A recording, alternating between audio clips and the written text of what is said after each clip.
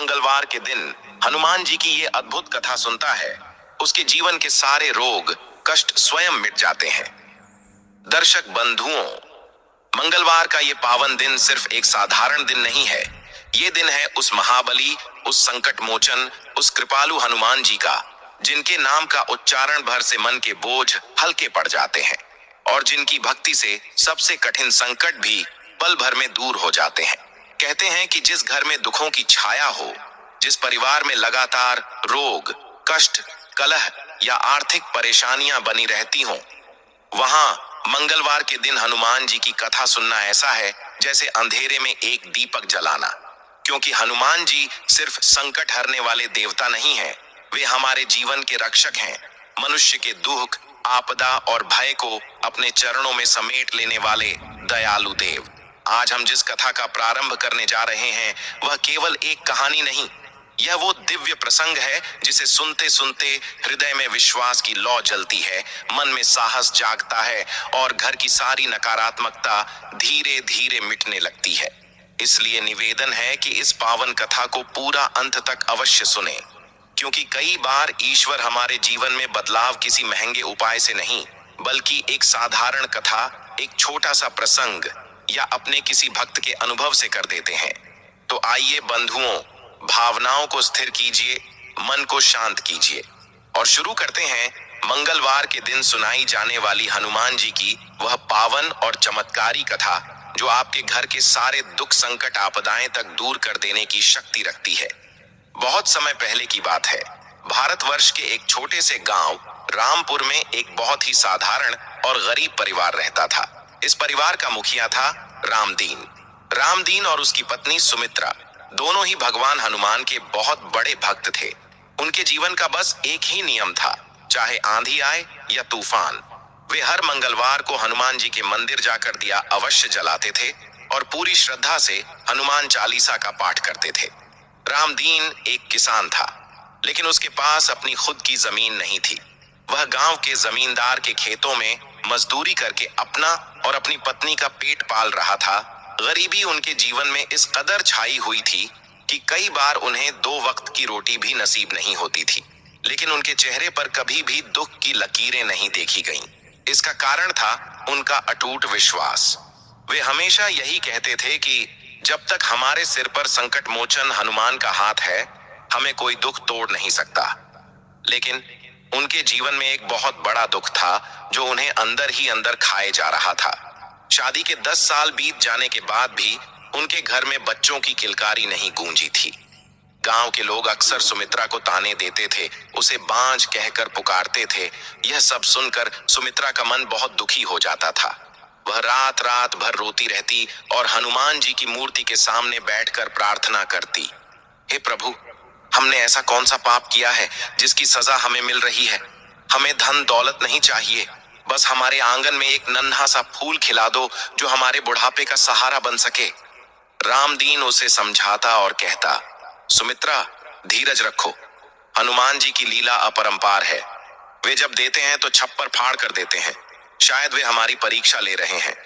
एक बार की बात है, ज्येष्ठ का महीना था और गर्मी अपने चरम पर थी। आसमान से आग बरस रही थी और धरती तवे की तरह तप रही थी। गांव में सूखा पड़ गया था। तालाब और कुएं सूख चुके थे। खेतों में दरारें पड़ गई थीं। गांव के लोग पानी की एक एक बूंद के लिए तरस रहे थे। ऐसे कठिन समय में रामदीन का काम भी छूट गया। जमींदार ने सूखा पड़ने के कारण खेती बंद करवा दी और मजदूरों को काम से हटा दिया। अब रामदीन के सामने रोजी रोटी का संकट खड़ा हो गया। घर में खाने को अन्न का एक दाना भी नहीं बचा था। मंगलवार का दिन था।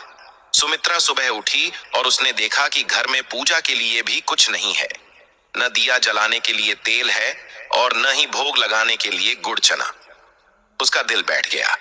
उसने रामदीन से कहा, आज मंगलवार है और हमारे पास बाबा को भोग लगाने के लिए कुछ भी नहीं है। हम खाली हाथ मंदिर कैसे जाएंगे?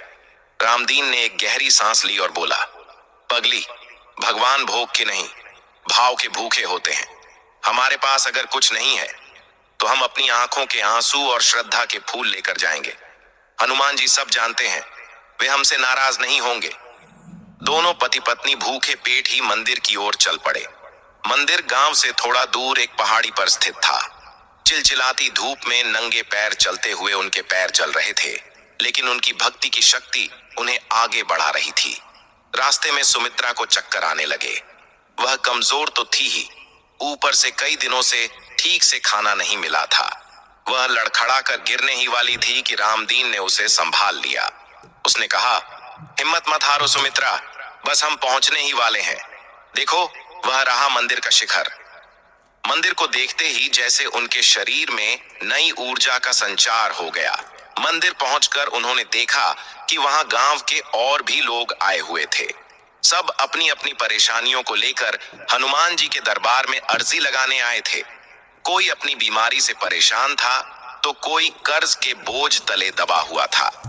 रामदीन और सुमित्रा ने भी एक कोने में बैठकर हनुमान जी का ध्यान करना शुरू किया। उनकी आंखों से आंसू बह रहे थे और वे मन ही मन प्रार्थना कर रहे थे। तभी वहां एक चमत्कार हुआ। मंदिर के पुजारी जी, जो बहुत ही सिद्ध संत माने जाते थे, उनकी नजर रामदीन और सुमित्रा पर पड़ी। उन्हें ऐसा लगा जैसे हनुमान जी की मूर्ति से एक दिव्य प्रकाश निकलकर उस गरीब जोड़े की ओर जा रहा है। पुजारी जी उनके पास आए और बोले, बेटा, मैं देख रहा हूं कि तुम दोनों बहुत कष्ट में हो, लेकिन तुम्हारी भक्ति बहुत सच्ची है। आज रात मुझे स्वप्न में हनुमान जी ने दर्शन दिए थे और कहा था कि आज मेरे कुछ बहुत ही प्रिय भक्त मंदिर आएंगे, उनकी झोली खाली नहीं रहनी चाहिए। यह सुनकर रामदीन और सुमित्रा हैरान रह गए। उन्होंने पुजारी जी के चरण स्पर्श किए।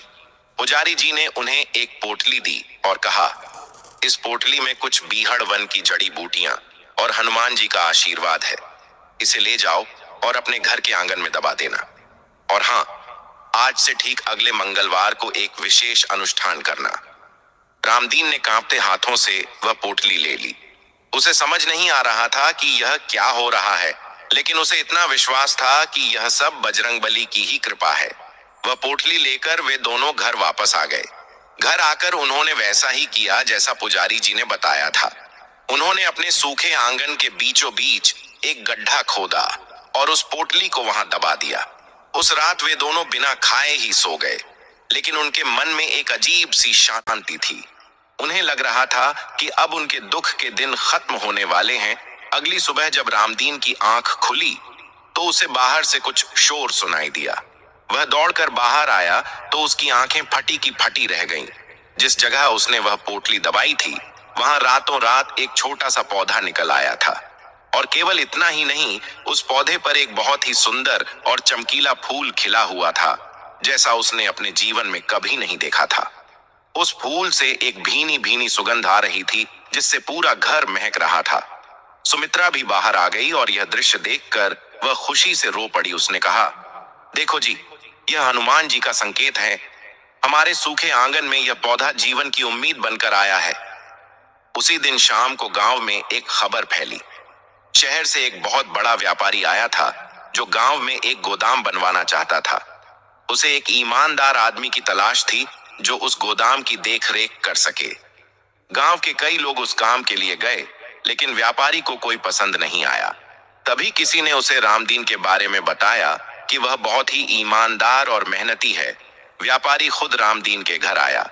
उसने रामदीन की गरीबी देखी, लेकिन उसकी आंखों में सच्चाई भी देखी।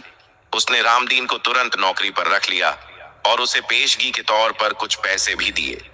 रामदीन को विश्वास नहीं हो रहा था। कल तक जो आदमी दाने दाने को मोहताज था, आज उसके पास नौकरी और पैसे दोनों थे। उसने मन ही मन हनुमान जी को धन्यवाद दिया। सुमित्रा ने उन पैसों से घर के लिए राशन खरीदा और सबसे पहले हनुमान जी के लिए प्रसाद बनाया। यह तो बस शुरुआत थी। हनुमान जी की कृपा का असली चमत्कार तो अभी होना बाकी था। पुजारी जी ने जिस विशेष अनुष्ठान की बात की थी, वह अगला मंगलवार आने वाला था। रामदीन और सुमित्रा ने तय किया कि वे इस अनुष्ठान को पूरी विधि विधान से करेंगे, लेकिन उन्हें नहीं पता था कि इस अनुष्ठान के दौरान एक ऐसी घटना घटने वाली है जो न केवल उनके जीवन को बदल देगी, बल्कि पूरे गांव के लिए एक मिसाल बन जाएगी। एक ऐसी परीक्षा उनके सामने आने वाली थी जो उनकी भक्ति को हिलाकर रख सकती थी। उस रात रामदीन और सुमित्रा की आंखों में नींद नहीं थी, लेकिन यह नींद चिंता की वजह से नहीं, बल्कि उस उमंग और उत्साह की वजह से गायब थी जो हनुमान जी की कृपा ने उनके जीवन में भर दी थी। जिस आंगन में कल तक धूल उड़ती थी, आज वहां उस चमत्कारी पौधे की भीनी भीनी सुगंध महक रही थी। वह पौधा सामान्य नहीं था। रात के अंधेरे में भी उसकी पत्तियों से एक हल्का हल्का नीला प्रकाश निकल रहा था, जो देखने में बहुत ही अद्भुत और अलौकिक लग रहा था। सुमित्रा बार बार उठकर उस पौधे को देखने जाती और हाथ जोड़कर खड़ी हो जाती। उसे ऐसा लग रहा था मानो साक्षात हनुमान जी बाल रूप में उसके आंगन में पधारे हैं। अगला दिन सोमवार का था, यानी उस विशेष मंगलवार से ठीक एक दिन पहले का दिन। पुजारी जी ने जैसा बताया था, रामदीन को अनुष्ठान की तैयारियों के लिए कुछ विशेष सामग्री जुटानी थी। अब उसके पास व्यापारी द्वारा दिए गए पैसे थे, इसलिए वह बड़े आत्मविश्वास के साथ बाजार की ओर चल पड़ा। उसका मन बहुत प्रसन्न था। रास्ते में जो भी मिलता, रामदीन उसे बड़े प्यार से राम राम करता। लेकिन कहते हैं ना कि जब भक्त की भक्ति की परीक्षा लेने का समय आता है तो संकट भी चारों ओर से घेरने लगते हैं। रामदीन की यह खुशी गांव के कुछ लोगों की आंखों में खटकने लगी थी। रामदीन के पड़ोस में एक आदमी रहता था जिसका नाम था भीमा। भीमा स्वभाव से बहुत ही कपटी और लालची इंसान था। उसने जब रामदीन के घर में हो रहे बदलावों को देखा तो उसका कलेजा जलने लगा। कल तक जो रामदीन उससे आटा दाल मांगने आता था, आज उसके घर से पकवानों की खुशबू आ रही थी। और सबसे बड़ी बात, वह चमत्कारी पौधा। भीमा ने पिछली रात अपनी छत से रामदीन के आंगन में उस चमकते हुए पौधे को देख लिया था। उसकी कुटिल बुद्धि ने तुरंत यह अंदाजा लगा लिया कि जरूर रामदीन को कहीं से कोई गड़ा हुआ खजाना मिला है या फिर उसने कोई काला जादू किया है। ईर्ष्या की आग में जलते हुए भीमा सीधा गांव के जमींदार ठाकुर बलवंत सिंह के पास पहुंचा। ठाकुर बलवंत सिंह गांव का सबसे अमीर और क्रूर आदमी था। उसकी बात के खिलाफ जाने की हिम्मत पूरे गांव में किसी की नहीं थी। भीमा ने ठाकुर के कान भरते हुए कहा, मालिक, आप यहाँ हवेली में बैठे हैं और वहां उस गरीब रामदीन की किस्मत चमक गई है। मुझे पक्का यकीन है कि उसे कहीं से सोने की मोहरों से भरी हंडियां मिली है। कल रात मैंने उसके घर के आंगन में एक अजीब सी रोशनी देखी थी। जरूर वह कोई कीमती चीज है जिसे उसने छिपा रखा है। ठाकुर बलवंत सिंह की आंखों में लालच चमक उठा। उसने अपनी मूंछों पर ताव देते हुए कहा, अच्छा, उस दो कौड़ी के मजदूर की इतनी हिम्मत कि वह खजाना छिपा कर रखे और हमें खबर तक न करे। जाओ, अभी इसी वक्त रामदीन को पकड़कर हमारे सामने पेश करो। उधर रामदीन बाजार से खुशी खुशी पूजा का सामान लेकर घर लौटा ही था। उसने सुमित्रा को सारी सामग्री दिखाई। लाल चंदन, सिंदूर, चमेली का तेल, शुद्ध घी और लाल लंगोट। सुमित्रा ने बड़े चाव से पूजा की थाली सजानी शुरू की। दोनों पति पत्नी आने वाले मंगलवार के अनुष्ठान की बातें कर रहे थे कि तभी उनके दरवाजे पर जोर जोर से धक्के लगने लगे। रामदीन ने घबराकर दरवाजा खोला तो देखा कि ठाकुर के लठैत पहरेदार खड़े थे। बिना कुछ बोले उन्होंने रामदीन को कॉलर से पकड़ लिया और घसीटते हुए हवेली की तरफ ले जाने लगे। सुमित्रा रोती बिलखती उनके पीछे दौड़ी, लेकिन उन्होंने उसे धक्का दे दिया और रामदीन को ले गए। हवेली के आंगन में ठाकुर बलवंत सिंह हुक्का गुड़गुड़ा रहा था। रामदीन को उसके पैरों में पटक दिया गया। ठाकुर ने कड़कदार आवाज में पूछा, बोल रे रामदीन, वह कौन सा खजाना है जो तूने हमसे छिपा रखा है? सुना है तेरे घर में रात को रोशनी होती है। वह कौन सी मणि है? निकाल कर हमारे हवाले कर दे, वरना तेरी चमड़ी उधेड़ दी जाएगी। रामदीन हाथ जोड़कर गिड़गिड़ाया, मालिक, आप यह क्या कह रहे हैं? मेरे पास कोई खजाना नहीं है। वह तो बस हनुमान जी का प्रसाद है। एक जड़ी बूटी का पौधा है जो पुजारी जी ने दिया था। उसमें मेरी कोई माया नहीं है सरकार। ठाकुर ने उसकी एक न सुनी। उसने कहा, तू ऐसे नहीं मानेगा, लगता है तेरी जुबान डंडे से खुलेगी। ठाकुर ने अपने आदमियों को इशारा किया। दो लठैतों ने रामदीन को पकड़ लिया और उसे मारने ही वाले थे कि तभी अचानक मौसम बदल गया। अभी तक आसमान बिल्कुल साफ था, लेकिन पल भर में काली घटाएं घिर आईं। जोर जोर से हवाएं चलने लगीं और हवेली के आंगन में लगा बरगद का एक भारी भरकम पेड़ का डाल टूटकर ठीक वहां गिरा जहां ठाकुर बैठा था। ठाकुर बाल बाल बचा। धूल का एक बवंडर उठा और सबकी आंखों में मिट्टी भर गई। सब लोग घबरा गए। किसी को कुछ सूझ नहीं रहा था कि यह अचानक क्या हो गया। रामदीन ने आंखें बंद की और मन ही मन जय बजरंग बली का जाप करने लगा। इस आंधी में एक अजीब सी गूंज थी, जैसे कोई चेतावनी दे रहा हो। ठाकुर बलवंत सिंह, जो बहुत अंधविश्वासी भी था, वह डर गया। उसे लगा कि यह कोई अपशकुन है। उसने लठैतों को रोका और रामदीन से कहा, जा, आज तुझे छोड़ रहा हूं, लेकिन याद रखना, अगर मुझे पता चला कि तूने मुझसे झूठ बोला है तो कल का सूरज तू नहीं देख पाएगा। भाग जा यहां से। रामदीन वहां से जान बचाकर भागा। वह घर पहुंचा तो देखा सुमित्रा हनुमान जी की मूर्ति के सामने बैठकर रो रही थी। रामदीन को सही सलामत देखकर उसकी जान में जान आई। रामदीन ने सुमित्रा को सारी बात बताई। सुमित्रा डर गई और बोली, जी, यह जगह हमारे लिए सुरक्षित नहीं है। ठाकुर बहुत बुरा आदमी है, वह फिर आएगा। हमें कहीं और चले जाना चाहिए। रामदीन ने सुमित्रा के आंसू पोंछे और बड़े ही संयम से कहा, नहीं सुमित्रा, हम कहीं नहीं जाएंगे। आज जो हवेली में हुआ वह कोई संयोग नहीं था, वह मेरे बजरंग बली का इशारा था। उन्होंने मेरी रक्षा की है। अगर हम आज डरकर भाग गए तो हमारा विश्वास हार जाएगा। कल मंगलवार है और चाहे कुछ भी हो जाए, हम वह अनुष्ठान जरूर पूरा करेंगे। अब हमारी रक्षा स्वयं पवन पुत्र करेंगे। रात गहरी हो गई थी।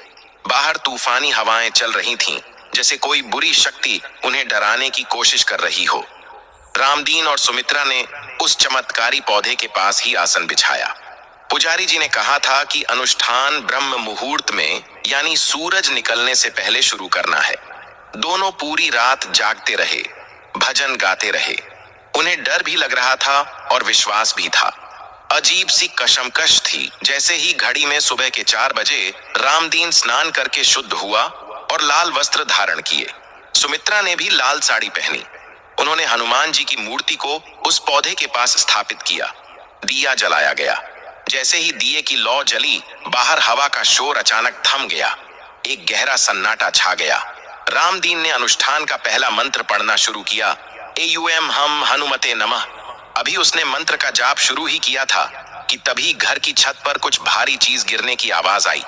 ऐसा लगा जैसे कोई छत कूदकर अंदर आने की कोशिश कर रहा है। सुमित्रा का दिल जोर जोर से धड़कने लगा। उसने रामदीन की ओर देखा। रामदीन की आंखें बंद थीं और वह पूरी तल्लीनता से मंत्र जाप कर रहा था। छत पर कदमों की आवाजें तेज होने लगीं। खपरेल छत से कुछ मिट्टी और धूल नीचे गिरने लगी। क्या यह ठाकुर के आदमी थे या फिर कोई अदृश्य शक्ति जो उनकी पूजा भंग करना चाहती थी? सुमित्रा का मन हुआ कि वह उठकर देखे, लेकिन पुजारी जी ने सख्त हिदायत दी थी कि चाहे धरती फट जाए या आसमान टूट पड़े, जब तक अनुष्ठान पूरा न हो अपने आसन से उठना मत, वरना बहुत बड़ा अनर्थ हो जाएगा। आवाजें अब और डरावनी होती जा रही थीं। ऐसा लग रहा था कि कोई छत तोड़कर सीधा पूजा की वेदी पर कूदना चाहता है। तभी घर का मुख्य दरवाजा जोर से खड़खड़ाया गया। खोलो, दरवाजा खोलो। बाहर से किसी की भारी आवाज आई। यह आवाज ठाकुर के आदमियों की नहीं थी। यह आवाज बहुत ही अजीब और भारी थी, जिसे सुनकर किसी के भी रोंगटे खड़े हो जाएं। रामदीन के माथे पर पसीना आ गया था, लेकिन उसकी जुबान नहीं रुकी। मंत्र का उच्चारण और तेज हो गया। सुमित्रा ने डर के मारे अपनी आंखें बंद कर लीं और हनुमान जी के चरणों को पकड़ लिया। दरवाजा टूटने ही वाला था। लकड़ी की चटकने की आवाज आ रही थी। संकट बिल्कुल सिर पर खड़ा था। तभी वह चमत्कारी पौधा, जो अब तक शांत खड़ा था, उसमें एक फूल अचानक खिलने लगा और उसका आकार बढ़ने लगा। उस फूल के अंदर से एक दिव्य तेज पुंज निकला, जिसने पूरे कमरे को चकाचौंध कर दिया। बाहर जो भी था उसकी चीख सुनाई दी, एक ऐसी चीख जो इंसान की नहीं लग रही थी। दरवाजा टूटने ही वाला था कि अचानक एक जोरदार धमाका हुआ और उस जोरदार धमाके के साथ पूरे कमरे में एक दूधिया सफेद रोशनी फैल गई। रोशनी इतनी तेज थी कि अगर कोई खुली आंखों से देख लेता तो अंधा हो जाता। सुमित्रा ने डर के मारे अपना चेहरा अपनी साड़ी के पल्लू में छिपा लिया था, लेकिन रामदीन अभी भी अडिग बैठा था। उसका ध्यान केवल और केवल हनुमान जी के मंत्रों पर था। बाहर जो भी शक्ति दरवाजा तोड़ने की कोशिश कर रही थी, वह उस दिव्य प्रकाश की चपेट में आ गई। एक भयानक चीख गूंजी, बाप रे, बचाओ, मेरी आंखें! यह आवाज किसी राक्षस की नहीं बल्कि एक इंसान की थी, और वह आवाज रामदीन के लिए जानी पहचानी थी। वह आवाज भीमा की थी। दरअसल ठाकुर के कहने पर भीमा और उसके साथ दो लठैत भूत प्रेत का मुखौटा लगाकर और काले कपड़े पहनकर रामदीन को डराने आए थे। उनकी योजना थी कि पूजा के बीच में ही डरावनी आवाजें निकालकर रामदीन और सुमित्रा को इतना डरा देंगे कि वे घर छोड़कर भाग जाएं, और फिर वे आराम से घर में गड़ा हुआ खजाना ढूंढ लेंगे। लेकिन उन्हें क्या पता था कि वे किसी साधारण इंसान से नहीं बल्कि साक्षात पवन पुत्र के भक्त से टकराने जा रहे हैं। जैसे ही उस चमत्कारी फूल से निकली रोशनी ने दरवाजा चीरते हुए उन पर प्रहार किया, भीमा और उसके साथी ऐसे उड़ गए जैसे आंधी में सूखे पत्ते उड़ते हैं। वे आंगन में दूर जा गिरे। उनके कपड़ों में हल्की आग लग गई और वे बुरी तरह झुलस गए।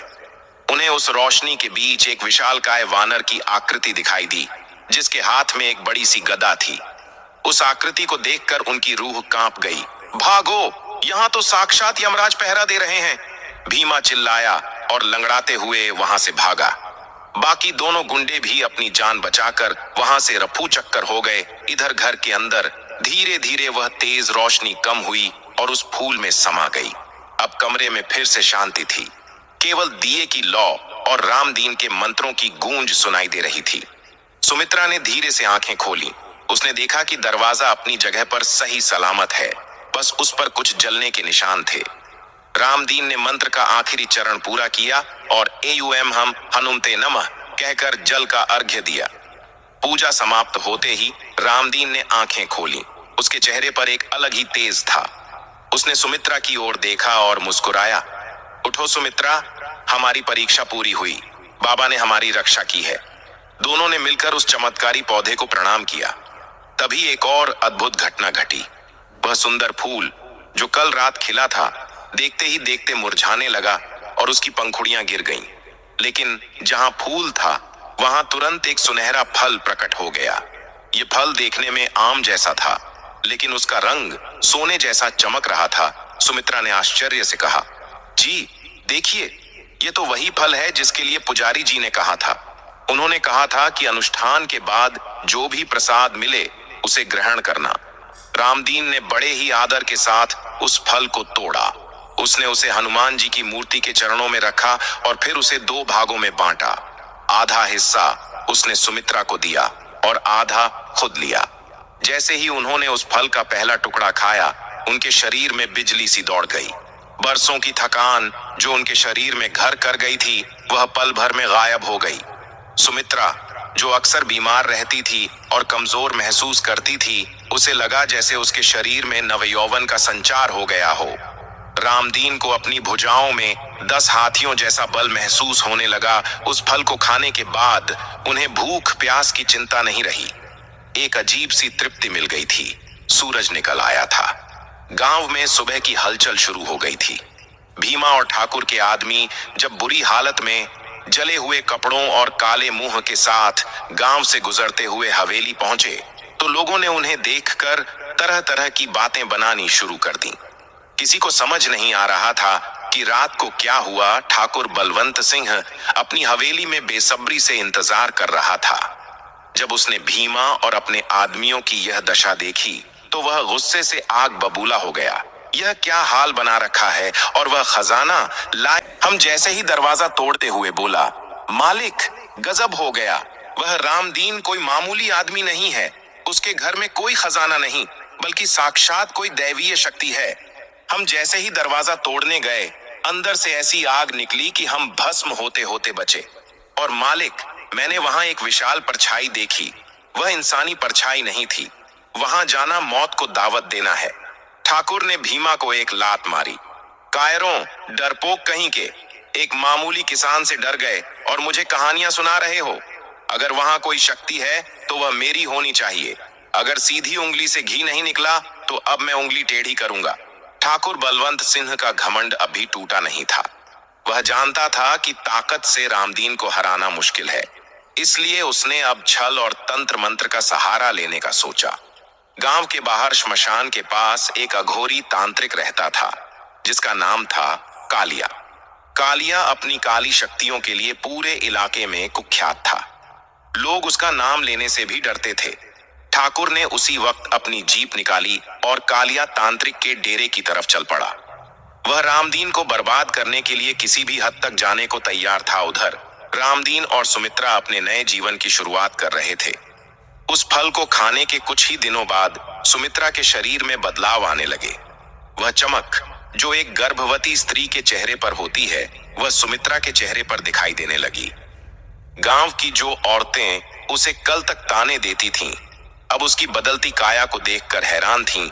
एक दिन सुमित्रा को उल्टी जैसा महसूस हुआ। रामदीन उसे तुरंत गांव के वैद्य के पास ले गया। वैद्य ने नब्ज टटोली और फिर मुस्कुराते हुए कहा, रामदीन, खुश हो जाओ, तुम्हारे घर में नन्हा मेहमान आने वाला है। हनुमान जी ने तुम्हारी पुकार सुन ली।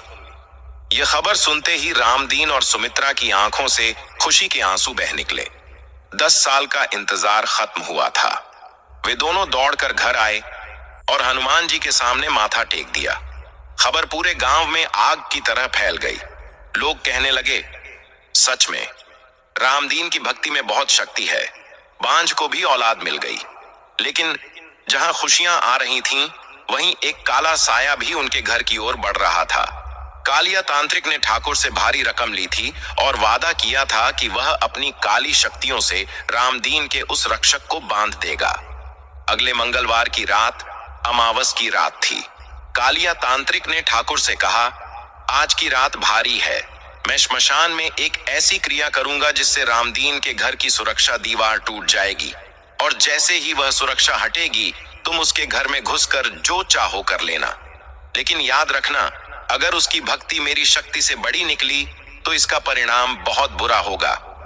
ठाकुर ने अहंकार में कहा, भक्ति वक्ति कुछ नहीं होती बाबा, बस तुम अपना काम करो।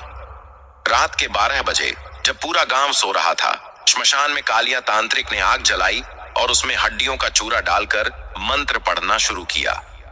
हवाओं का रुख बदल गया। कुत्ते रोने लगे। रामदीन के घर के आंगन में लगा वह पौधा अचानक जोर जोर से हिलने लगा, जैसे कोई उसे जड़ से उखाड़ने की कोशिश कर रहा हो।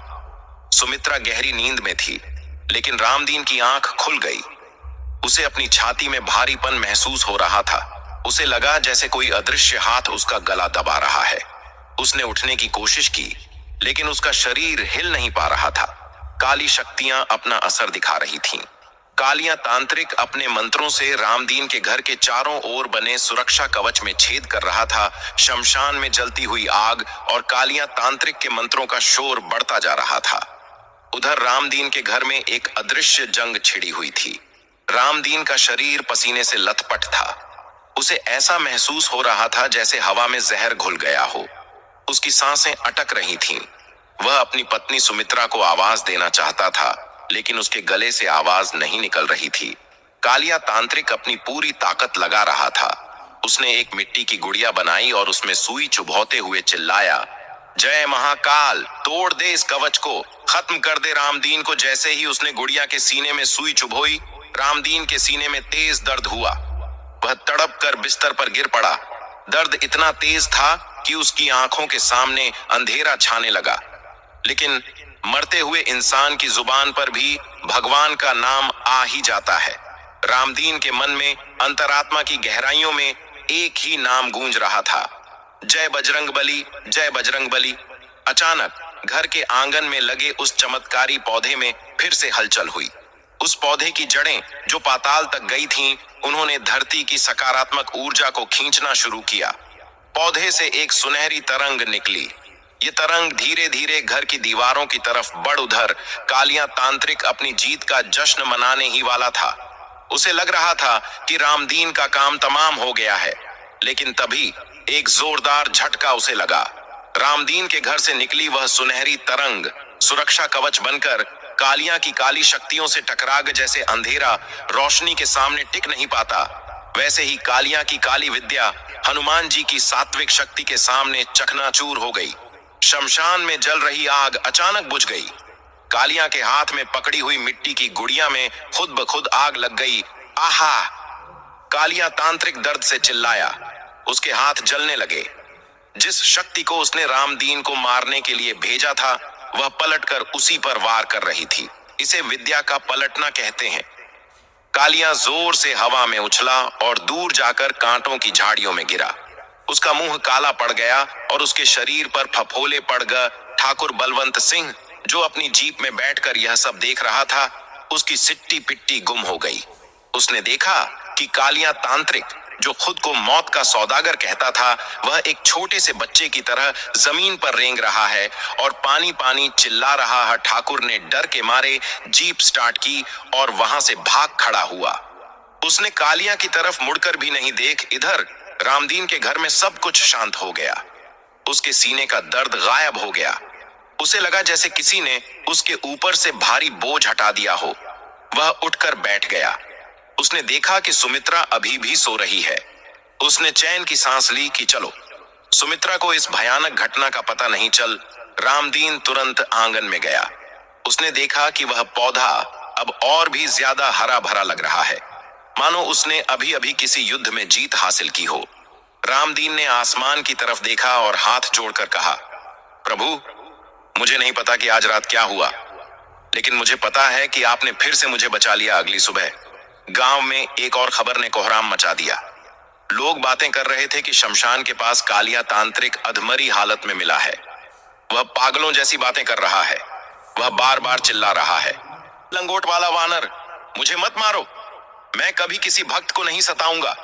गांव वालों को यह समझते देर नहीं लगी कि यह भी रामदीन के उसी रक्षक का काम है। अब गांव में रामदीन का सम्मान और भी बढ़ गया। लोग उसे एक साधारण किसान नहीं, बल्कि एक सिद्ध पुरुष मानने लगे थे। ठाकुर बलवंत सिंह अब हवेली से बाहर निकलने में भी डरने लगा था। उसे हर लाल कपड़े पहने आदमी में हनुमान जी का भक्त नजर आने लगा था। दिन बीतते गए। सुमित्रा का स्वास्थ्य बहुत अच्छा था। उसके चेहरे का तेज देखकर लगता था जैसे कोई दिव्य आत्मा उसके गर्भ में पल रही है।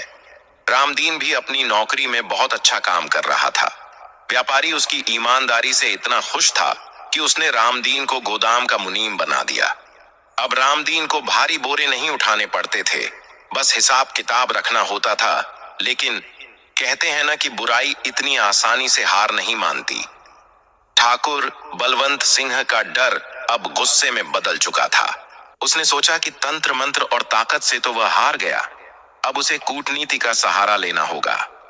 उसने गांव के लोगों को रामदीन के खिलाफ भड़काने का प्लान बनाया। ठाकुर ने गांव की पंचायत बुलाई। उसने सरपंच और गांव के बुजुर्गों के कान भरने शुरू किए। उसने कहा, भाइयों, क्या आपने गौर किया है, जब से रामदीन के घर वह पौधा उगा है, गांव में अजीब घटनाएं हो रही हैं। सूखा पड़ा, फिर आंधी आई, फिर तांत्रिक पागल हो गया। मुझे लगता है वह पौधा शापित है।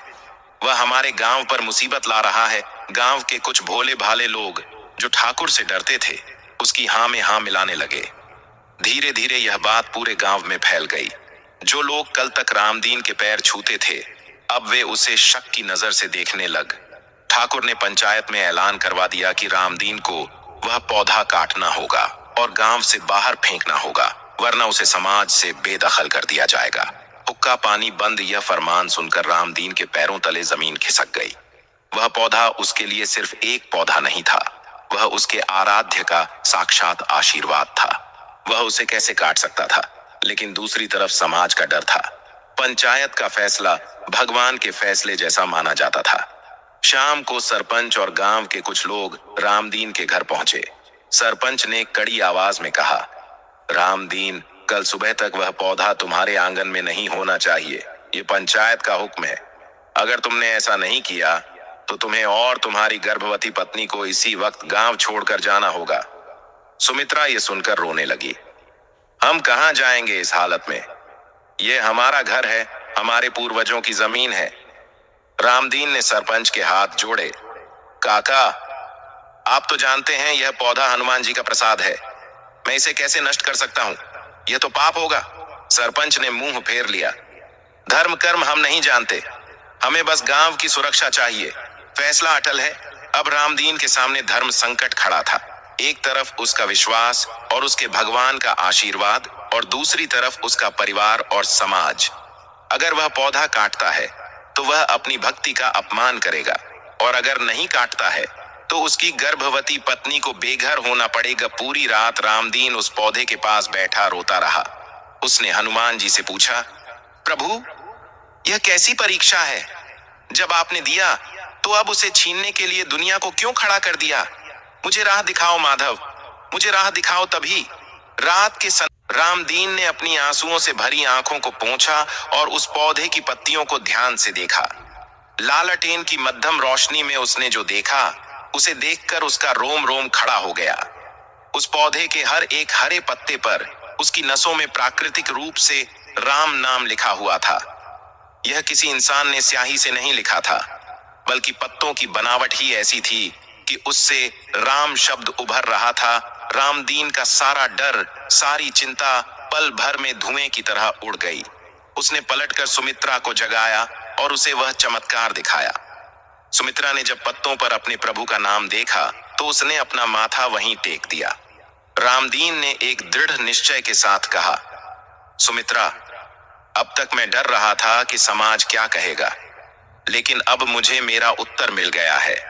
जिस पौधे के रोम रोम में राम बसते हों, उसे काटने की ताकत दुनिया की किसी भी कुल्हाड़ी में नहीं है। कल सुबह जो होगा वह देखा जाएगा, लेकिन मैं अपने हाथों से इस पवित्र पौधे पर खरोंच भी नहीं आने दूंगा। रात बीत गई और सूरज की पहली किरण के साथ ही रामदीन के घर के बाहर लोगों का शोर सुनाई देने लगा। पंचायत का फरमान सुनने के लिए पूरा गांव जमा हो गया था। सबसे आगे ठाकुर बलवंत सिंह खड़ा था। उसके चेहरे पर एक क्रूर मुस्कान थी। उसके साथ गांव का सरपंच और एक हट्टा कट्टा लकड़हारा था, जिसके हाथ में एक बड़ी और धारदार कुल्हाड़ी चमक रही थी। सरपंच ने आवाज लगाई, रामदीन, बाहर आओ। क्या तुमने फैसला कर लिया? या तो उस मनहूस पौधे को काट दो या फिर अपना बोरिया बिस्तर बांधकर इस गांव से हमेशा के लिए चले जाओ। रामदीन और सुमित्रा घर से बाहर आए। रामदीन के चेहरे पर आज एक अलग ही तेज था, एक गजब का आत्मविश्वास था। वह न तो डरा हुआ लग रहा था और न ही झुका हुआ। उसने हाथ जोड़कर सभी गांव वालों को प्रणाम किया और फिर ऊंची आवाज में बोला, सरपंच काका और मेरे गांव के भाइयों, मैं इस गांव का बेटा हूं, यहीं पला बड़ा हूं, लेकिन आज आप लोग मुझसे जो मांग रहे हैं वह मैं नहीं दे सकता। यह पौधा मेरे लिए केवल एक वनस्पति नहीं है, यह मेरा विश्वास है। मैं गांव छोड़ने को तैयार हूं, लेकिन इस पौधे को नहीं काटूंगा। यह सुनकर ठाकुर बलवंत सिंह भड़क गया। वह चिल्लाया, देखा भाइयों, इसका घमंड देखा, यह हम सबके फैसले को ठुकरा रहा है। इसे गांव से निकालने से पहले इस पौधे का खात्मा करना जरूरी है, वरना इसकी काली छाया हमारे गांव को बर्बाद कर देगी। ए लकड़हारे, आगे बढ़ और जड़ से उखाड़ दे इस पौधे को। ठाकुर का आदेश पाकर वह लकड़हारा आगे बढ़ा। रामदीन उसे रोकने के लिए बीच में आया, लेकिन ठाकुर के लठैतों ने रामदीन को पकड़ लिया और उसे पीछे खींच लिया। सुमित्रा चीख पड़ी, नहीं, ऐसा अनर्थ मत करो, पाप लगेगा तुम सबको। लेकिन उसकी सुनने वाला कोई नहीं था। लकड़हारा उस कोमल और सुंदर पौधे के पास पहुंचा। पौधे पर लगा वह सुनहरा फल और उस पर खिले फूल सुबह की धूप में चमक रहे थे। लकड़हारे ने अपने हाथों में थूक लगाया, कुल्हाड़ी को हवा में लहराया और पूरी ताकत के साथ पौधे के तने पर वार किया। खटाक! एक जोरदार आवाज हुई, जैसे लोहे से लोहा टकराया हो। वहां खड़े सभी लोगों की आंखें फटी की फटी रह गईं। जैसे ही कुल्हाड़ी उस पौधे के कोमल तने से टकराई, तना नहीं कटा, बल्कि कुल्हाड़ी का लोहे वाला हिस्सा टूटकर 2 टुकड़ों में बिखर गया और दूर जा गिरा।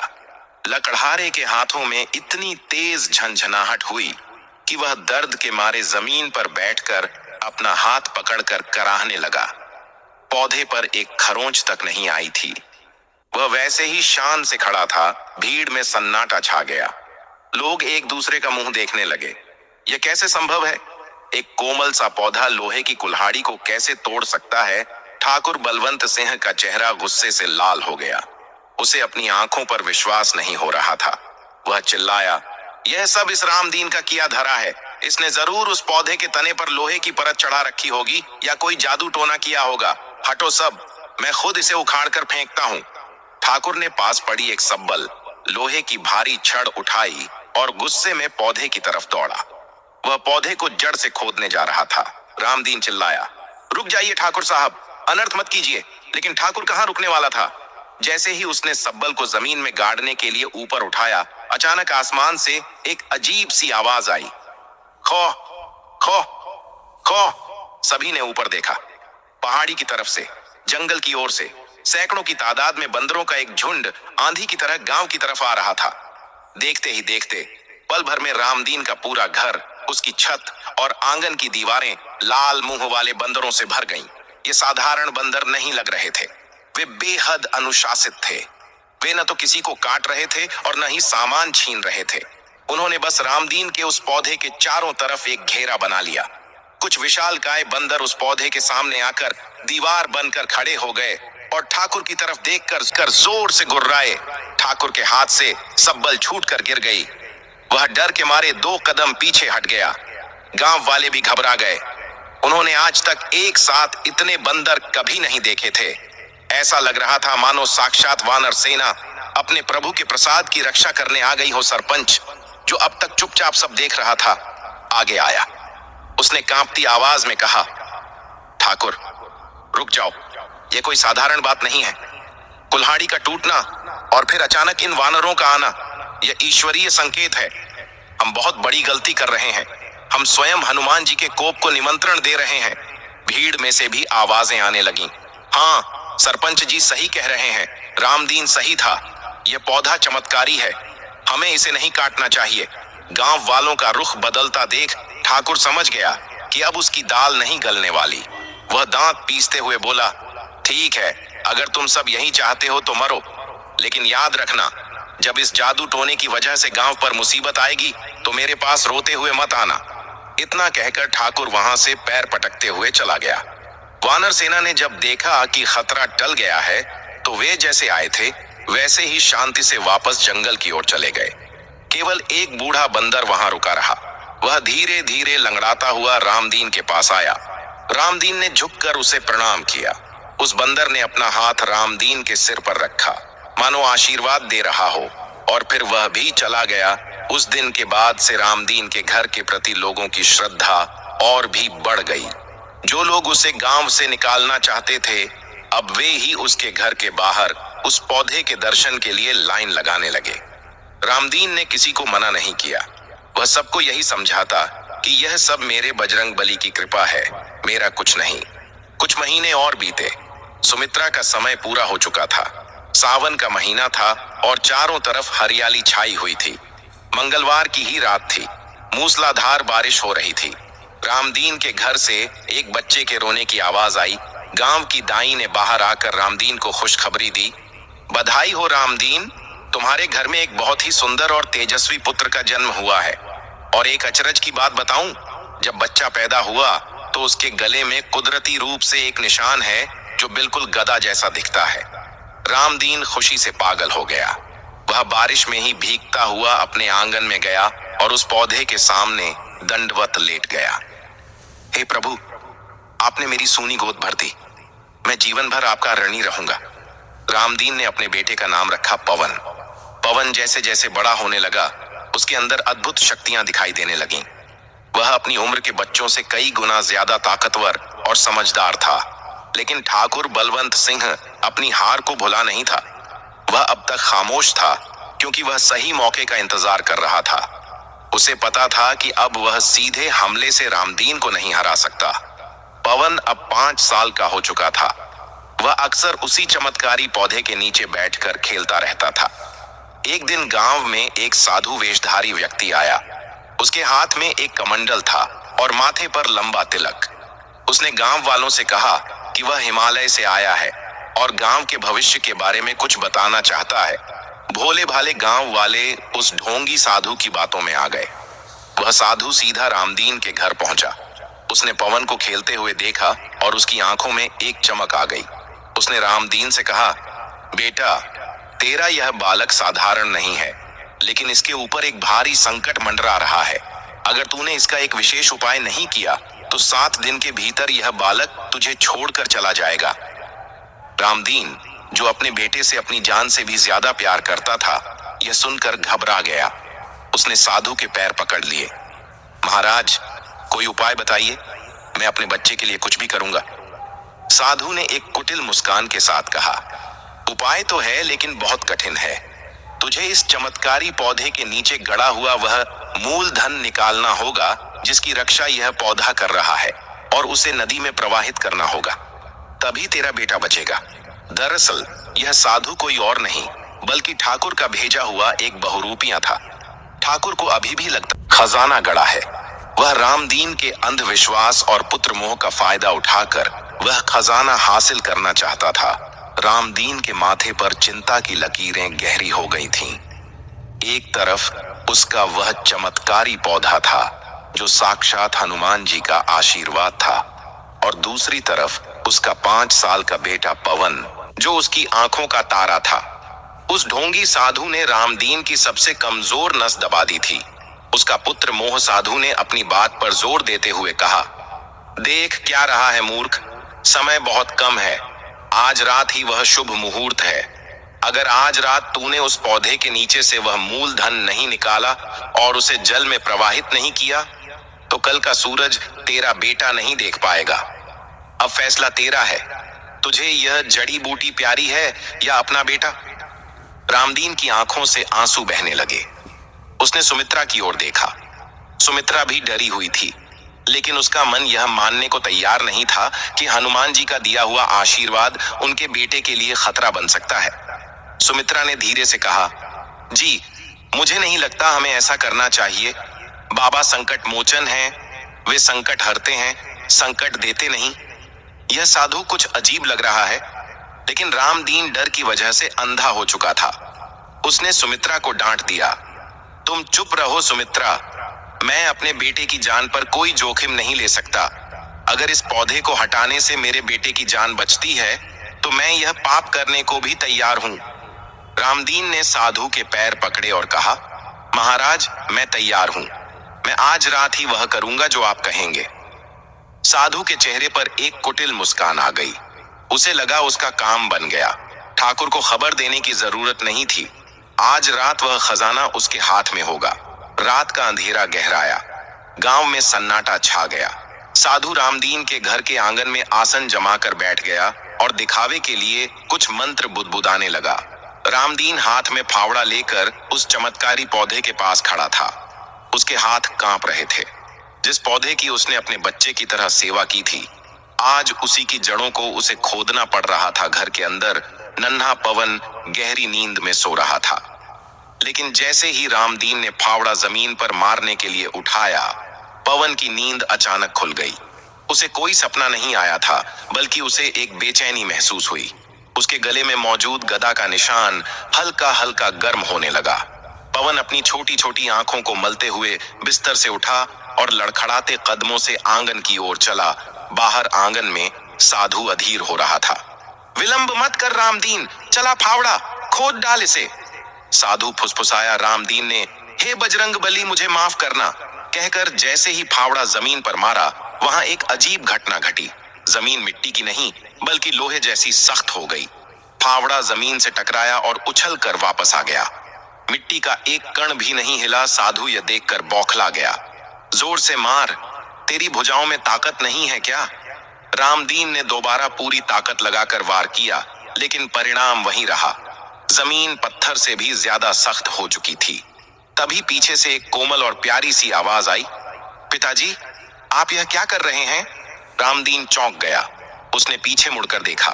नन्हा पवन दरवाजे पर खड़ा था। उसकी आंखों में नींद नहीं बल्कि एक अजीब सी चमक थी। रामदीन ने फावड़ा नीचे रखा और दौड़कर पवन को गले लगा लिया। बेटा तू अंदर जा, मैं तेरे लिए ही यह सब कर रहा हूं, तुझे बचाने के लिए। पवन ने बड़ों जैसी समझदारी से अपने पिता के आंसू पोंछे और उस साधु की ओर उंगली उठाकर पूछा, पिताजी मुझे बचाने के लिए या इस पाखंडी की भूख मिटाने के लिए? साधु यह सुनकर आग बबूला हो गया। ए बालक, जुबान संभाल कर बात कर। मैं एक सिद्ध महात्मा हूं, मैं तुझे शाप दे दूंगा। पवन हंसा। एक 5 साल के बच्चे की हंसी में इतना आत्मविश्वास देखकर साधु भी एक पल के लिए सहम गया। पवन ने धीरे धीरे चलते हुए उस साधु के पास गया। साधु के पास उसका कमंडल रखा था। पवन ने कहा, महात्मा जी मेरे पिताजी भोले हैं पर मैं नहीं। हनुमान जी कहते हैं कि जो डरता है वह मरता है, और आप तो खुद डरे हुए लग रहे हैं। साधु गुस्से में खड़ा हो गया। तू बहुत बोलता है, अभी तुझे बताता हूं। साधु ने हाथ उठाया। पवन को मारने के लिए रामदीन चिल्लाया, महाराज नहीं, बच्चा है, माफ कर दीजिए। लेकिन जैसे ही साधु का हाथ पवन की ओर बढ़ा, आंगन में लगे उस चमत्कारी पौधे की एक डाल हवा के झोंके के साथ इतनी जोर से हिली कि वह सीधे साधु के चेहरे पर तड़ाक से लगी। आह! साधु दर्द से चीख पड़ा। डाल के लगने से साधु की नकली दाढ़ी और जटाएं खिसक गईं। आधे चेहरे से दाढ़ी लटक गई और उसका असली चेहरा सामने आ गया। रामदीन और सुमित्रा हक्के बक्के रह गए। वह कोई साधु नहीं था, वह तो लखा था, पड़ोस के गांव का एक नामी चोर, और ठाकुर बलवंत सिंह का पुराना खबरी। लखा का भेद खुल चुका था। वह घबरा गया। उसने देखा कि रामदीन के हाथ में अभी भी फावड़ा है और उसका झूठ पकड़ा गया है। उसने आव देखा न ताव। अपनी जान बचाने के लिए वह दीवार फांद कर भागने की कोशिश करने लगा, लेकिन जैसे ही वह दीवार पर चढ़ा, वहां पहले से बैठे एक बंदर ने उसे जोर से धक्का दे दिया। लखा मुंह के बल बाहर नाली में जा गिरा। रामदीन को अपनी आंखों पर विश्वास नहीं हो रहा था। वह शर्मिंदा था। वह अपने आराध्य पर विश्वास करने के बजाय एक ढोंगी के बहकावे में आ गया था। वह दौड़कर पवन के पास आया और उसके चरणों में गिर पड़ा। मुझे माफ कर दे मेरे बच्चे, मैं अंधा हो गया था। मैंने तेरे और प्रभु के बीच एक धोखेबाज को चुना। पवन ने अपने पिता को उठाया और गले लगा लिया। उसने अपनी तोतली लेकिन गंभीर आवाज में कहा, बस हमें डरना नहीं चाहिए। यह पौधा सिर्फ एक पेड़ नहीं, यह हमारा रक्षक है। इसे खोदते तो खजाना नहीं निकलता, बल्कि हमारा विनाश निकलता। सुमित्रा भी वहां आ गई। उसने अपने बेटे और पति को गले लगा लिया। उस रात रामदीन को एक बहुत बड़ी सीख मिली। विपत्ति में घबराना नहीं चाहिए और हर किसी भगवाधारी पर आंख मूंद कर भरोसा नहीं करना चाहिए। सच्ची भक्ति निडर होती है। उधर ठाकुर बलवंत सिंह को जब पता चला कि लखा भी नाकाम होकर और मार खाकर लौटा है, तो उसकी रातों की नींद हराम हो गई। उसका हर दांव उल्टा पड़ रहा था। उसने सोचा, यह रामदीन और उसका बेटा कोई साधारण इंसान नहीं है। सीधी लड़ाई में मैं इनसे नहीं जीत सकता। मुझे कुछ बहुत बड़ा करना होगा, कुछ ऐसा जिससे पूरा गांव रामदीन के खिलाफ हो जाए। कुछ साल और बीत गए। पवन अब 10 साल का हो चुका था। उसकी ख्याति दूर दूर तक फैल गई थी। वह न केवल पढ़ाई में होशियार था, बल्कि गांव के अखाड़े में बड़े बड़े पहलवानों को भी धूल चटा देता था। वह हमेशा जय श्री राम और जय हनुमान का जयकारा लगाता रहता। एक दिन गांव में सरकारी अधिकारी आए। खबर थी कि गांव से होकर एक बड़ी नहर निकलने वाली है और नक्शे के मुताबिक वह नहर ठीक रामदीन के घर और उस चमत्कारी पौधे के ऊपर से होकर गुजरने वाली थी। अधिकारियों ने नोटिस थमा दिया। रामदीन, यह सरकारी आदेश है। विकास के कार्य के लिए तुम्हें अपना घर और यह जमीन सरकार को देनी होगी। तुम्हें मुआवजा मिल जाएगा, लेकिन यह घर और यह पेड़ यहां से हटाना होगा। तुम्हारे पास सिर्फ 1 हफ्ते का समय है। ठाकुर बलवंत सिंह दूर खड़ा होकर मुस्कुरा रहा था। इस बार यह उसकी चाल नहीं थी, बल्कि संयोग था। लेकिन उसने इस आग में घी डालने का काम किया था। उसने अधिकारियों को रिश्वत देकर नक्शे में जानबूझकर रामदीन का घर ही चुना था। अब लड़ाई किसी गुंडे या तांत्रिक से नहीं थी। अब लड़ाई सरकार और कानून से थी। बुलडोजर आने वाले थे। रामदीन फिर से संकट में था। रामदीन के हाथों में वह सरकारी नोटिस कांप रहा था। उस कागज के टुकड़े पर केवल कुछ लाइनें नहीं लिखी थीं, बल्कि उसके जीवन की तबाही का आदेश लिखा था। अधिकारियों ने साफ कह दिया था, नहर का नक्शा पास हो चुका है। यह राष्ट्रहित का काम है, इसमें कोई बाधा नहीं डाल सकता। अगर तुमने 1 हफ्ते में यह जगह खाली नहीं की, तो प्रशासन जबरदस्ती कब्जा ले लेगा। शाम को चूल्हा नहीं जला। सुमित्रा कोने में बैठकर रो रही थी। रामदीन शून्य में ताक रहा था। उसे समझ नहीं आ रहा था कि इस बार वह किससे लड़े। जब दुश्मन कोई गुंडा या तांत्रिक था, तो लड़ाई आसान थी। लेकिन जब खुद सरकार सामने खड़ी हो, तो एक गरीब किसान की क्या बिसात तभी। ठाकुर बलवंत सिंह अपनी जीप से वहां आया। उसके चेहरे पर एक विजय मुस्कान थी। वह जीप से उतरा और रामदीन के पास जाकर बोला, क्यों रामदीन, कहा था ना मैंने, मुझसे पंगा मत ले। अब देख, तेरी यह झोपड़ी और यह जादुई पेड़ सब मलबे में मिल जाएगा। अभी भी वक्त है। मुआवजा ले और निकल जा यहां से। सरकार से लड़ने की औकात नहीं है तेरी। रामदीन ने कुछ नहीं कहा, उसका सिर झुका हुआ था। लेकिन तभी वहां 10 साल का पवन आ गया। उसने ठाकुर की आंखों में आंखें डालकर कहा, ठाकुर साहब, औकात इंसान की नहीं, उसके समय की होती है, और समय का पहिया किसके हाथ में है यह आप भी जानते हैं और हम भी। ये जमीन मेरे बजरंग बली की है, और सरकार से बड़ी भी एक दरबार है जहां फैसला कभी गलत नहीं होता। ठाकुर हंसा, बच्चे, ये फिल्मी बातें कोर्ट कचहरी में नहीं चलती। 1 हफ्ता है तुम्हारे पास, उसके बाद बुलडोजर चलेगा और सब समतल कर देगा। ठाकुर हंसता हुआ चला गया। वह हफ्ता रामदीन और उसके परिवार के लिए किसी सदी से कम नहीं था। रामदीन ने हर संभव कोशिश की। वह शहर गया, बड़े अधिकारियों के दफ्तरों के चक्कर काटे, नेताओं के पैर पकड़े, लेकिन ठाकुर के पैसों ने हर दरवाजा पहले ही बंद कर दिया था। हर जगह से उसे दुत्कार ही मिली। विकास के काम में अड़ंगा मत डालो, यही रटा रटाया जवाब मिलता। आखिरकार वह काली तारीख आ ही गई। मंगलवार की सुबह थी, लेकिन आज की सुबह में चिड़ियों की चहचहाहट नहीं, बल्कि भारी मशीनों का शोर था। गांव के बाहर से धूल का गुब्बार उठता दिखाई दिया। 2 विशालकाय पीले बुलडोजर और पुलिस की जीपें गांव में दाखिल हुईं। उनके साथ सरकारी अधिकारी और सर्वे करने वाली टीम थी। पूरा गांव रामदीन के घर के पास इकट्ठा हो गया। कुछ लोग तमाशाबीन थे, तो कुछ की आंखों में रामदीन के लिए हमदर्दी थी, लेकिन पुलिस की लाठियों के डर से कोई आगे नहीं आ रहा था। हेलमेट पहने एक अधिकारी आगे आया और चिल्लाया, रामदीन, समय सीमा खत्म हो चुकी है, घर खाली किया या नहीं? ऑपरेटर, मशीन आगे बढ़ाओ। रामदीन और सुमित्रा रोते हुए अधिकारी के पैरों में गिर पड़े। साहब, यह हमारा घर है, हमारे पुरखों की निशानी है, और यह पौधा, इसे मत उजाड़िए साहब, यह बहुत पवित्र है। अधिकारी ने उन्हें झटक दिया, हटो यहां से, ये सब अंधविश्वास है, हमें शाम तक ये जमीन समतल चाहिए। पुलिस वालों ने रामदीन और सुमित्रा को पकड़कर किनारे कर दिया। अब उस पौधे और बुलडोजर के बीच कोई नहीं था। केवल 10 साल का पवन वहां खड़ा था। उसका चेहरा शांत था, लेकिन उसकी मुट्ठियां भींची हुई थीं।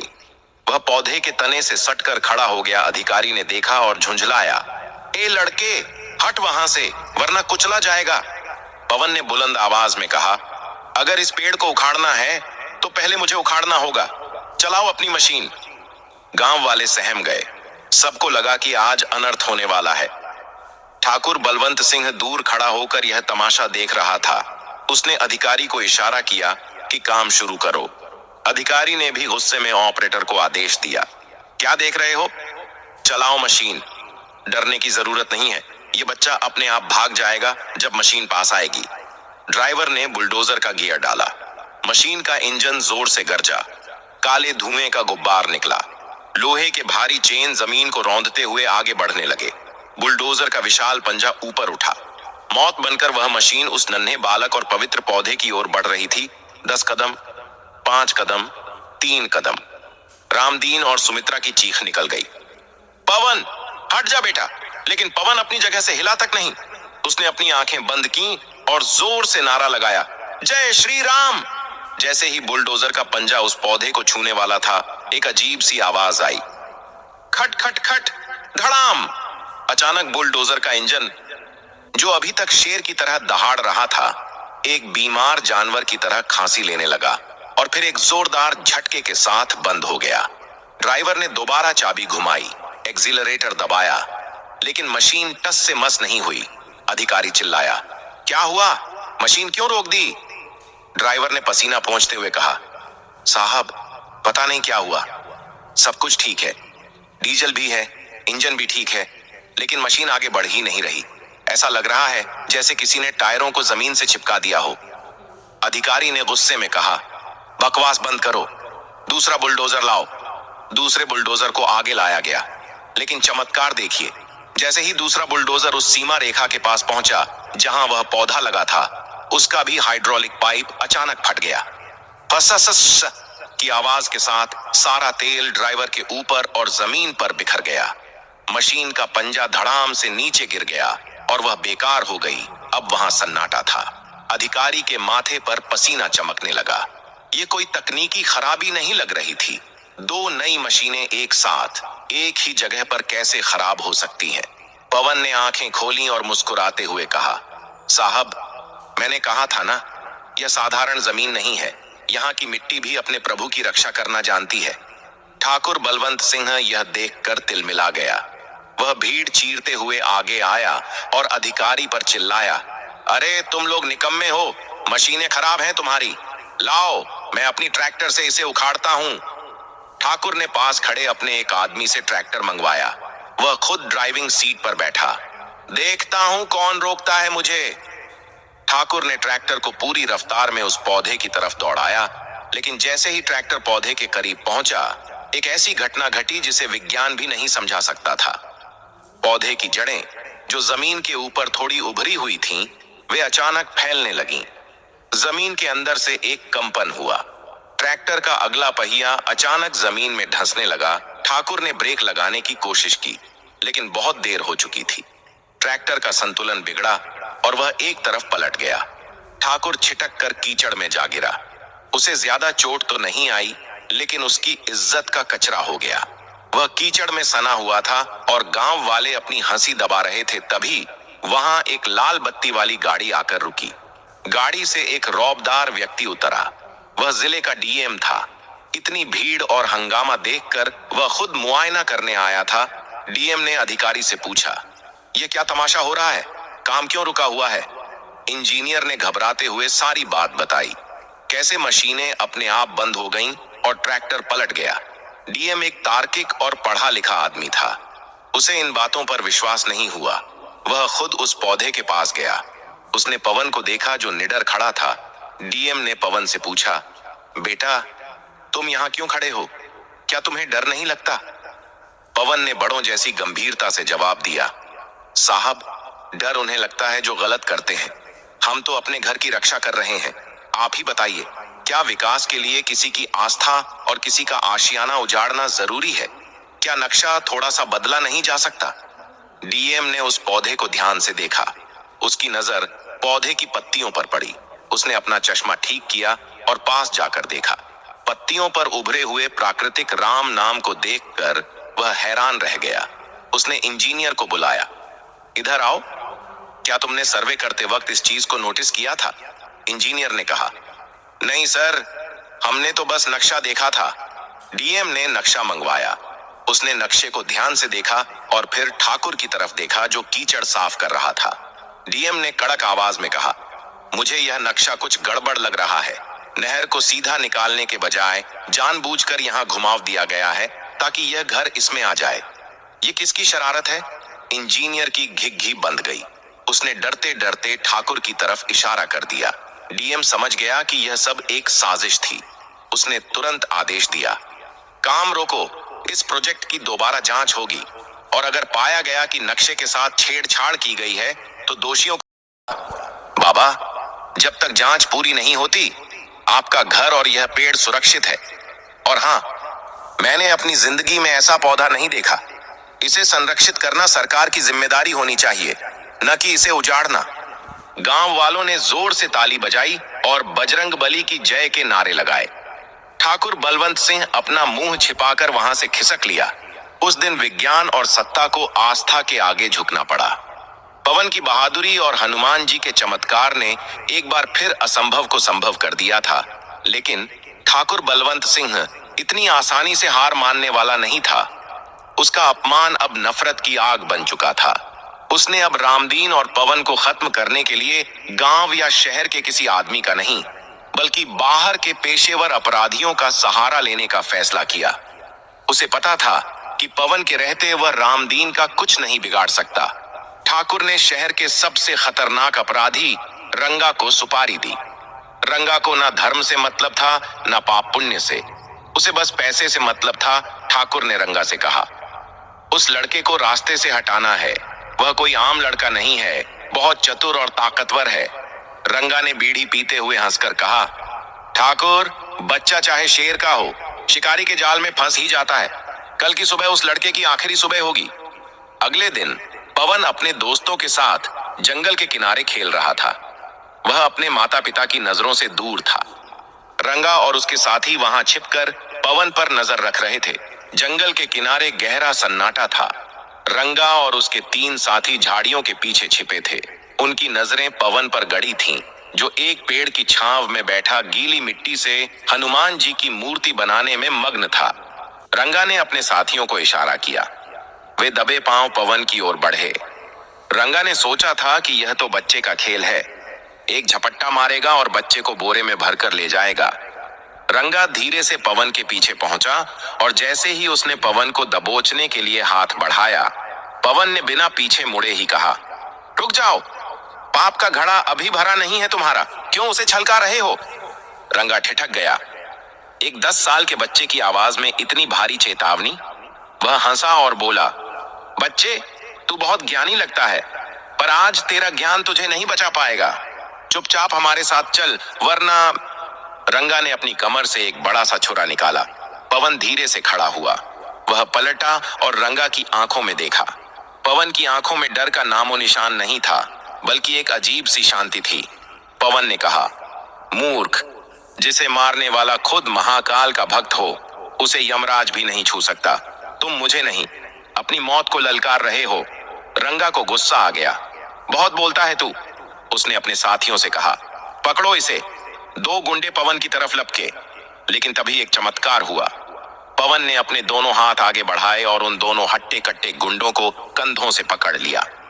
10 साल के बालक में न जाने कहां से 10 हाथियों का बल आ गया। उसने उन दोनों गुंडों को ऐसे उठाया जैसे वे रुई के पुतले हों और उन्हें हवा में उछाल दिया। दोनों गुंडे दूर जाकर कटीली झाड़ियों में गिरे और दर्द से चीखने लगे। रंगा ये देखकर कांप गया। उसे अपनी आंखों पर विश्वास नहीं हो रहा था। ये बालक कोई साधारण मनुष्य नहीं था। रंगा ने घबराहट में अपना छुरा पवन की ओर फेंका। पवन जरा सा भी नहीं हिला। वह छुरा पवन के शरीर को छूने ही वाला था कि अचानक हवा का एक तेज झोंका आया और छुरा हवा में ही मुड़कर पास के पेड़ के तने में जा ढंसा। तभी जंगल से हजारों बंदरों की चीखें सुनाई देने लगीं। पेड़ों की डालियां हिलने लगीं। देखते ही देखते सैकड़ों वानर वहां जमा हो गए। वे रंगा और उसके साथियों पर टूट पड़े। वानरों ने उन्हें नोचना और खदेड़ना शुरू कर दिया। रंगा अपनी जान बचाने के लिए भागा, लेकिन वानरों ने उसे चारों तरफ से घेर लिया था। रंगा घुटनों के बल गिर पड़ा और हाथ जोड़कर चिल्लाने लगा, बचाओ, मुझे माफ कर दो, मैं तो बस भाड़े का टट्टू हूँ, मुझे तो ठाकुर बलवंत सिंह ने भेजा था, मुझे जाने दो। पवन ने वानरों को शांत रहने का इशारा किया। वानर सेना तुरंत शांत हो गई। पवन रंगा के पास गया और बोला, जाओ, अपनी जान की भीख मांगनी है तो यहाँ नहीं, गांव के बीचों बीच जाकर मांगो और सबको सच बताओ। रंगा और उसके साथी अपनी जान बचाकर वहां से ऐसे भागे जैसे उनके पीछे मौत पड़ी हो। वे सीधे गांव की चौपाल पर पहुंचे। उनकी हालत बहुत बुरी थी। कपड़े फटे हुए, शरीर पर खरोंचें और चेहरे पर दहशत। गांव में जिला अधिकारी अभी भी मौजूद थे। वे नहर के नए रास्ते का सर्वेक्षण कर रहे थे। ठाकुर बलवंत सिंह भी वहीं खड़ा था, यह दिखाने के लिए कि उसे कुछ नहीं पता। जैसे ही रंगा वहां पहुंचा, वह जिला अधिकारी के पैरों में गिर पड़ा। साहब, मुझे जेल में डाल दो, पर उस बच्चे से बचा लो, वह इंसान नहीं, देवता है। जिला अधिकारी ने कड़क कर पूछा, कौन बच्चा और तुम्हारी यह हालत किसने की? रंगा ने कांपते हुए ठाकुर बलवंत सिंह की तरफ उंगली उठा दी। साहब, इसी ठाकुर ने मुझे पैसे दिए थे। इसने कहा था कि रामदीन के बेटे पवन को जान से मार दो। हमने कोशिश की, लेकिन साक्षात हनुमान जी उसकी रक्षा कर रहे हैं। वानरों की सेना ने हमें मार भगाया। ठाकुर के पैरों तले जमीन खिसक गई। गांव वाले गुस्से से ठाकुर की तरफ देखने लगे। जिला अधिकारी ने तुरंत पुलिस को आदेश दिया, गिरफ्तार कर लो इसे। हत्या की साजिश और सरकारी काम में बाधा डालने के जुर्म में इसे कड़ी सजा होगी। ठाकुर ने भागने की कोशिश की, लेकिन गांव के नौजवानों ने उसे धर दबोचा। पुलिस ने ठाकुर को हथकड़ी पहनाई। जिस ठाकुर के नाम से पूरा गांव कांपता था, आज वह सिर झुकाए कैदी बनकर खड़ा था। उसका घमंड, उसकी दौलत और उसकी ताकत सब धरा का धरा रह गया। रामदीन और सुमित्रा भी वहां आ गए। पवन दौड़कर अपनी मां के गले लग गया। सुमित्रा ने अपने बेटे का माथा चूमा। जिला अधिकारी रामदीन के पास आए और बोले, बाबा, हमें माफ कर दीजिए। हमने एक अपराधी के बहकावे में आकर एक भक्त का घर उजाड़ने की कोशिश की। नहर अब गांव के बाहर से निकाली जाएगी। आपका घर और यह दिव्य पौधा यहीं सुरक्षित रहेगा। गांव वालों ने जय बजरंग बली के नारे लगाए। बुराई पर अच्छाई की और अहंकार पर भक्ति की जीत हुई थी। 10 साल बाद समय बीतता गया। वह छोटा सा पौधा अब एक विशाल और भव्य वट वृक्ष बन चुका था। उसकी छांव में पूरा गांव सुकून पाता था। उस पेड़ के नीचे रामदीन ने हनुमान जी का एक सुंदर मंदिर बनवा दिया था। दूर दूर से लोग उस मंदिर में दर्शन करने और उस चमत्कारी पेड़ को देखने आते थे, जिसके हर पत्ते पर कुदरती रूप से राम लिखा होता था। रामदीन अब बूढ़ा हो चला था, लेकिन उसके चेहरे पर संतोष की चमक थी। सुमित्रा अब भी नियम से रोज शाम को वहां दिया जलाती थी। और पवन पवन अब एक गठीले शरीर वाला नौजवान बन चुका था। उसने अपना पूरा जीवन समाज सेवा और धर्म के कार्यों में लगा दिया था। वह गांव के बच्चों को कुश्ती सिखाता और उन्हें रामायण का पाठ पढ़ाता। ठाकुर बलवंत सिंह को जेल में अपने की पर बहुत पछतावा हुआ। सजा काटने के बाद जब वह गांव लौटा तो वह एक बदला हुआ इंसान था। उसका अहंकार खत्म हो चुका था। वह सीधा रामदीन के घर गया और उसके पैरों में गिरकर रोने लगा। रामदीन, मुझे माफ कर दो। मैं अपनी दौलत के नशे में अंधा हो गया था। तुम्हारी भक्ति ने मेरी आंखें खोल दी। रामदीन ने उसे उठाया और गले लगा लिया। ठाकुर साहब, सुबह का भूला अगर शाम को घर आ जाए तो उसे भूला नहीं कहते। हनुमान जी ने आपको माफ कर दिया है। उस दिन के बाद से ठाकुर भी मंदिर में सेवा करने लगा। वह वही व्यक्ति था जो कभी उस मंदिर को तोड़ने आया था और आज वहीं उसकी सीढ़ियां धोता था। दोस्तों, रामदीन और सुमित्रा की यह कहानी हमें सिखाती है कि जीवन में चाहे कितने भी बड़े संकट आए, चाहे गरीबी हो, बीमारी हो, कोई शक्तिशाली दुश्मन हो या फिर पूरी दुनिया आपके खिलाफ हो जाए, का विश्वास ईश्वर पर अटूट है तो कोई भी आंधी आपका बाल भी बांका नहीं कर सकती। हनुमान जी सिर्फ मंदिरों में नहीं बसते, वे अपने सच्चे भक्तों के विश्वास में बसते हैं। जब हम निस्वार्थ भाव से और सच्चे मन से उन्हें पुकारते हैं तो वे किसी न किसी रूप में, कभी हवा का झोंका बनकर, कभी वानर सेना बनकर, तो कभी हमारे भीतर आत्मबल बनकर हमारी रक्षा करने अवश्य आते हैं। रामदीन ने कभी हार नहीं मानी। उसने अपने आराध्य पर भरोसा रखा और अंत में जीत उसी की हुई। इसलिए जब भी आप दुखी हो या संकट में हो तो निराश न हो, बस सच्चे मन से पुकारें। संकट कटे मिटे सब पीरा, जो सुमिरे हनुमत बलबीरा।